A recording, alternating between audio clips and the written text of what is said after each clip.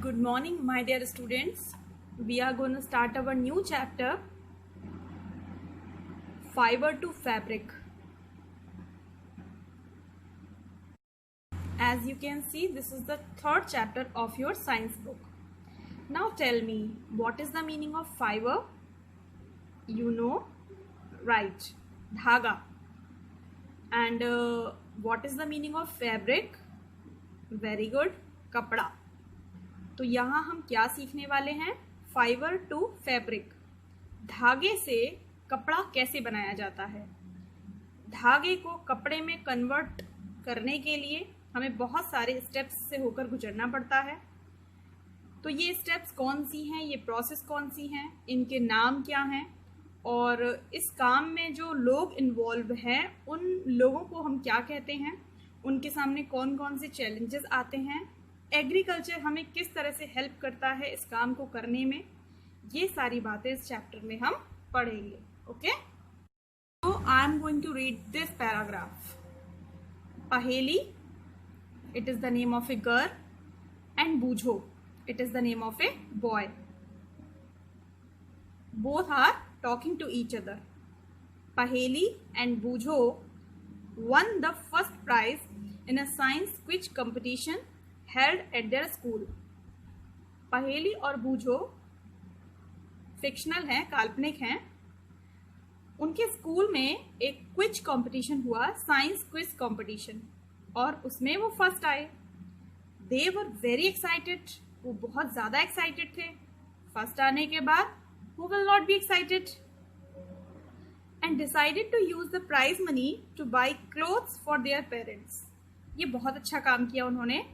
First prize जब उन्हें मिला तो उसमें उनको मनी मिली और उन्होंने ये डिसाइड किया कि वो इस पैसे से क्या करेंगे, अपने मम्मी पापा के लिए कपड़े खरीदेंगे. Fine. When they saw a large variety of cloth material, they got confused. अच्छा, अब वो बाजार गए कपड़े खरीदने के लिए. अब उन्होंने कभी अकेले कपड़े खरीदे तो थे नहीं, तो बाजार में उनको क्या मिला? A large variety of cloth material. बहुत तरीके के कपड़े मिले, वैरायटी मिली. They got confused, और वो उस वैरायटी को देखकर चकरा गए, कंफ्यूज हो गए.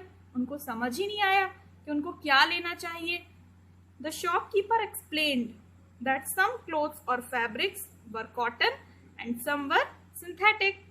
अच्छा, दुकानदार ने उनको समझाने की कोशिश की कि बच्चों, कुछ कपड़े या फैब्रिक, आप कुछ भी कह सकते हैं, क्लोथ्स और फैब्रिक बोथ आर राइट. तो कुछ कपड़े कॉटन के हैं, मतलब सूती हैं, एंड सम वर सिंथेटिक, और कुछ कपड़े जो है वो सिंथेटिक हैं. तो बाजार में उनको दो प्रकार के कपड़े मिले, कुछ कॉटन के थे, कुछ सिंथेटिक थे. अब उनको तो इन शब्दों के बारे में जानकारी थी ही नहीं, तो उनको कुछ भी समझ में नहीं आ रहा था कि वो क्या खरीदे. He also had woolen mufflers and shawls. अच्छा, शॉपकीपर के पास क्या था? वूलन मफलर्स, मतलब ऊन के बने हुए मफलर्स थे जो हम गले में पहनते हैं ना सर्दियों में, और शॉल्स भी थी. There were many silk sarees as well. अब बाजार में तो सारी प्रकार की चीजें मिलती हैं, तो वहां पर सिल्क की बनी हुई साड़ियां भी बिक रही थी. तो अब देखिए उनके पास कितनी तरीके के कपड़े हुए. कॉटन के कपड़े भी उन्हें मिले, सिंथेटिक मिले, वूलन के मिले और सिल्क के भी मिले. तो कपड़े किन किन चीजों से बने हुए? कॉटन के और सिंथेटिक, और साथ में वूलन के और सिल्क के भी. नाउ पहेली एंड बूझो फेल्ट वेरी एक्साइटेड. अब तो वो और ज्यादा एक्साइटेड हो गए. They touched and felt these different fabrics. उन्होंने कहा चलो कोई बात नहीं है, हम खरीद नहीं सकते तो क्या हुआ, आज हमें पता तो चलेगा ना ये कपड़े कितने प्रकार के होते हैं. तो वे क्या करने लगे? वे छूने लगे और अलग अलग फैब्रिक को टच करके महसूस करने लगे कि इनमें क्या डिफरेंस है. Finally they bought a woollen muffler and a cotton sari. और जब छू छू कर उन्होंने सारे कपड़े देख लिए तो उनको कुछ पसंद आया जो उन्होंने ले लिया. उन्होंने एक ऊनी मफलर ले लिया और एक कॉटन की साड़ी ले ली. After their visit to the cloth shop, Paheli and Boojho begin to notice various fabrics in their surroundings. उसके बाद उनके साथ एक अच्छी चीज हुई, वो कपड़े की दुकान में घूम आए थे और कपड़ों को छूकर उन्होंने देख भी लिया था कि कपड़े कैसे होते हैं। तो अब ऑटोमेटिकली अपनी सराउंडिंग में, मतलब वो जहां रहते थे वहां उसके आसपास उन्होंने नोटिस करना शुरू कर दिया। किसको? अलग अलग प्रकार के फैब्रिक्स को। अब पहेली बोलती, बूझो देखो देखो आज मेरी फ्रॉक कॉटन की है, और बूझो बोलता, पहेली मेरी शर्ट तो सिंथेटिक है। तो उनको ये टर्म भी पता चल गए, वो उसको यूज भी करने लगे और दूसरों को भी बताने लगे। जैसे पहेली अपनी मम्मी से बोलती, मम्मी आपने आज सिल्क की साड़ी पहनी है ना, और बूझो अपने पापा से बोलता, पापा you have Warne woollen muffler, have you? तो इस तरह से उनको फैब्रिक्स के बारे में काफी ज्यादा जानकारी मिली। They found that bed sheets, blankets, curtains, tablecloths, towels and dusters were made from different kinds of fabric. तो उनको क्या पता चला?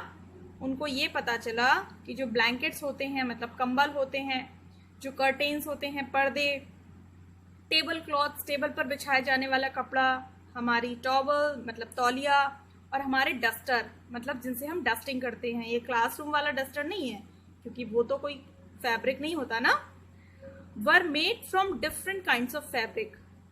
ये सारी चीजें कपड़ों की बनी हैं, लेकिन इन सारी चीजों के कपड़े कैसे हैं? अलग अलग तरीके के हैं।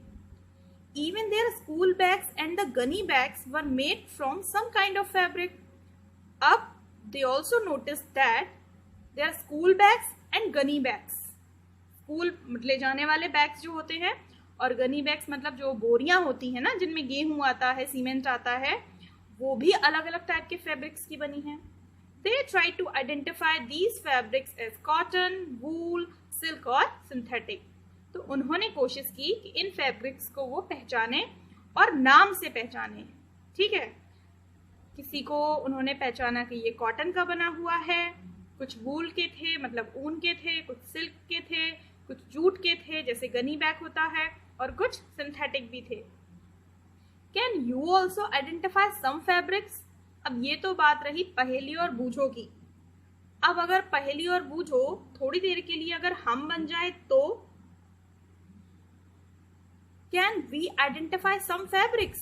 क्या हम पता लगा सकते हैं कुछ कपड़े कौन से हैं? तो चलिए मैं आपको कुछ पिक्चर्स दिखाती हूँ। आप उन पिक्चर्स को देख के मुझे बताना कि ये जो कपड़े हैं ये कौन से हैं। कॉटन है, वूल है, सिल्क है, सिंथेटिक है। छूने तो नहीं मिलेगा, लेकिन आप देख कर बताने की कोशिश करना। Kids, you can see the 4 varieties of fabrics in this picture. First is cotton, second is linen, third is non-woven, and fourth is satin. Although you cannot touch these fabrics, but you can even feel the texture of these fabrics. Texture of all the 4 fabrics are different from one another. Can you see that the cotton and linen fabrics have dull appearance against satin? The satin is so bright and shiny. Non-woven is a quite different fabric. Now look at these 4 also. Silk, jute, wool and woven. Silk is very shiny, na? While jute is very rough fabric. Wool fabric is very common. We have used it, so we know about it. And woven fabric is made by interlacing the threads at right angles. Okay? तो देखा बच्चों आपने कपड़ों की कितनी सारी variety होती है। अभी तो हमने केवल 8 ही प्रकार के कपड़े देखे हैं ना। एक्चुअल में ये बहुत तरीके के होते हैं जिसके बारे में हम बाद में जानेंगे। So let's move on our activity 1, variety in fabrics। कपड़ों में कितनी टाइप की वैरायटी होती है, कितने अलग अलग प्रकार के कपड़े होते हैं। Visit a near by tailoring shop. ठीक है, हम पड़ोस की किसी टेलर की, दर्जी की दुकान पर जाएंगे। Collect cuttings of fabrics left over after stitching. अब होता क्या है, वो तो सारा दिन कपड़े सिलते हैं, तो कपड़े सिलने में उनके पास कुछ कटिंग्स बच जाती हैं, तो हम उनको कलेक्ट कर लेते हैं और वो इजीली आपको दे भी देंगे क्योंकि उनको उनका कोई यूज नहीं होता है। Feel and touch each piece of fabric. अब आप सारे पीसेस को टच कीजिए और उन्हें फील कीजिए। Now try to label some of the fabrics as cotton, silk, wool और सिंथेटिक। और अब आप उन्हें लेबल करने की कोशिश कीजिए कि जो कपड़ा आपने छुआ आपको कैसा लग रहा है, वो कॉटन है, वूल है, सिल्क है। If you find any problem in identifying the fabric, then you can take the help of your parents as well. Asking for help from the tailor. Do you wonder what these different fabrics are made of? Now you have to think that what these different fabrics are made of. ये तो पता चल गया ना कि cotton है, ये silk है, ये वूल है, ये सिंथेटिक है। लेकिन जैसा कि मैंने आपको पहले बताया था, साइंस पढ़ने वाले बच्चों के दिमाग में ऑलवेज क्या होना चाहिए? क्या, क्यों, कैसे, कब, क वाले शब्द।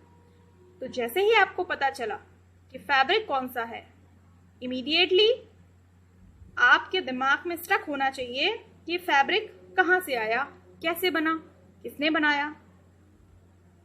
Then after you can be able to find the answer of your questions. When you look at any fabric, it seems a continuous piece. तो जब भी आप कोई कपड़ा देखते हैं तो वो कंटिन्यूस एकदम प्लेन दिखाई देता है ना, बिल्कुल एकदम चिकना दिखाई देता है। Now look at it closely. अच्छा, अब ये जो हमें एक फैब्रिक पीस दिया है इसको हम देखते हैं। What do you notice? तो इसको देखने के बाद हम क्या नोटिस करते हैं कि क्या ये एक कंटिन्यूस पीस है? देखिए, आप एक फैब्रिक के छोटे से पीस का एनलार्ज्ड व्यू देख रहे हैं। एनलार्ज मतलब एक माइक्रोस्कोप के नीचे हमने इस फैब्रिक को रखा, तब हमें दिखाई दे रहा है कि किस तरह से धागे एक दूसरे में गुथे हुए हैं, एंटेंगल्ड हैं, है ना। और अगर आप जनरली किसी कपड़े को वैसे ही देखते हैं तो आपको कैसा दिखाई देता है? एकदम कंटिन्यूस दिखाई देता है। देखो, मैं अपना जो पहनी हुई हूँ वो दिखाती हूँ कपड़ा। देखो, ये एक जीन्स का कपड़ा है ना, और ये बिल्कुल कपड़ा जो है वो बिल्कुल प्लेन दिखाई दे रहा है, बिल्कुल कंटिन्यूटी में दिखाई दे रहा है। ना तो आपको इसमें कोई हॉरिजॉन्टल थ्रेड दिखाई दे रहे हैं और ना ही इसमें आपको कोई वर्टिकल थ्रेड दिखाई दे रहे हैं। हाँ, ये वाला थ्रेड जो दिखाई दे रहा है ये तो इसकी स्टिचिंग का है ना, सिलाई हो रही है। लेकिन वैसे ये एकदम क्या है, एकदम प्लेन है, एकदम कंटिन्यूस है, वैसा वाला नहीं है जैसा भी हमने ग्रीन कलर का नीचे देखा था। तो हम फिर से देखते हैं उस ग्रीन वाले कपड़े को। देखिए, ये कैसा कपड़ा है, ये हमने बड़ा करके दिखाया है, एनलार्ज करके दिखाया है। अगर हम अपने ब्लू वाले कपड़े को भी माइक्रोस्कोप के नीचे देखेंगे तो वो बिल्कुल हमें ऐसा ही दिखाई देगा। तो ये क्या बताती है पिक्चर हमको? ये पिक्चर हमको बता रही है कि इसमें धागे हैं, ये धागे से बना हुआ है। एक धागा हॉरिजॉन्टल है और एक धागा वर्टिकल है। इस तरह से ये जो पिक्चर है, ये जो कपड़ा है, ये बना हुआ है। ओके, तो आज के लिए इतना ही। अब आपका घर पर ये काम है, जितने भी टाइप के कपड़े आपके घर पर हैं आप सबको छुइए और बस पता कीजिए कि ये क्या है, कॉटन है, वूल है, सिंथेटिक है, या फिर आपका जूट है, या आपका क्या बताया था मैंने और आपको, सिल्क है, सिंथेटिक है, कॉटन है, वूल है या जूट है। और एक चार्ट बनाइए कि आपने किस किस कपड़े को टच किया और वो किस किस फैब्रिक का बना हुआ है। Okay, till then take care, bye bye.